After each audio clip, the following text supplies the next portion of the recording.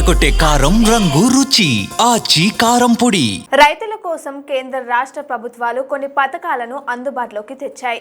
రాష్ట్ర వ్యాప్తంగా రైతు బంధు, రుణమాఫీ లాంటి పథకాలు అమలవుతుంటే జాతీయ స్థాయిలో ప్రధానమంత్రి కిసాన్ సమ్మాన్ నిధి యోజన అనే పథకాన్ని రైతులకు లబ్ధి చేకూరుస్తుంది. అయితే ఇది పూర్తిగా కేంద్ర ప్రభుత్వం ఆధీనంలో ఉండే పథకం.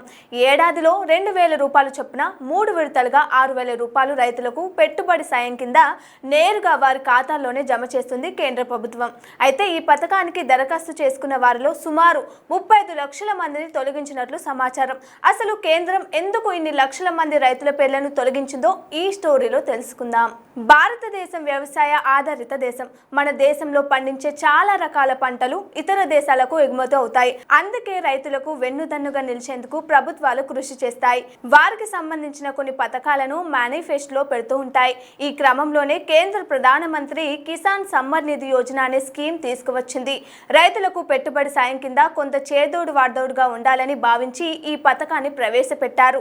ఈ ఏడాది 19వ విడతకు సంబంధించిన నిధులను ఫిబ్రవరి 24న విడుదల చేశారు. అలాగే 20వ విడతకు సంబంధించిన నిధులను flagship direct benefit transfer program కింద ఆగస్టు 2న విడుదల చేశారు. అయితే పీఎం కిసాన్ సమ్మాన్ నిధి స్కీమ్ 21 విడత నిధులు విడుదలలో కొంత ఆలస్యం అవుతుంది. దీంతో రైతులు ఎంతో ఆసక్తిగా ఆ డబ్బుల కోసం ఎదురు చూస్తున్నారు. ఈ క్రమంలో డబ్బులు ట్రాన్స్ఫర్ చేసేందుకు కొంత సమయం పడుతుందని కేంద్ర వ్యవసాయ శాఖ కీలక ప్రకటన చేసింది. దీనికి గల కారణాన్ని కూడా వివరించింది. రైతులకు ప్రయోజనకరంగా ఉండే ఈ పథకాన్ని కొందరు తప్పుదోవ పట్టిస్తున్నారని తెలిపింది. ఈ నిధుల కోసం అర్హులు కాని వారు కూడా దరఖాస్తు చేస్తున్నట్లు వెల్లడించింది. దీనిపై పూర్తి స్థాయిలో వెరిఫికేషన్ ప్రక్రియ కొనసాగుతుందని వివరించింది. ఈ క్రమంలోనే లబ్ధిదారులకు నిధులు విడుదల చేయడంతో ఆలస్యం అవుతుందని స్పష్టత ఇచ్చింది. తప్పుడు ధృవపత్రాలతో అర్హత లేకున్నా లక్షల మంది ఈ పథకానికి దరఖాస్తు చేస్తున్నట్లు తెలిపింది. వాటన్నిటిని తొలగిస్తున్నామని, అందుకే 21 విడతకు సంబంధించిన నిధులు విడుదల జాప్యం అవుతున్నట్లు ప్రకటించింది. దరఖాస్తు చేసుకున్న వారిలో 35 లక్షల మంది తప్పుడు పత్రాలతో లబ్ధి పొందాలని చూశారని పేర్కొంది. వాటన్నిటిని తొలగించి ఖచ్చితమైన లబ్ధిదారులకు మాత్రమే ఈ పథకాన్ని అందించాలని భావిస్తున్నట్లు కేంద్రం స్పష్టత ఇచ్చింది. ఇదిలా ఉంటే బీహార్ ఎన్నికల నేపథ్యంలో దేశవ్యాప్తంగా ఉన్న రైతులకు నవంబర్ మొదటి వారంలోనే నిధులు విడుదల చేయాలని భావించినట్లు వార్తలు వచ్చినప్పటికీ ఇప్పటి వరకు ఈ విషయంలో ఎలాంటి ప్రకటన చేయలేదు.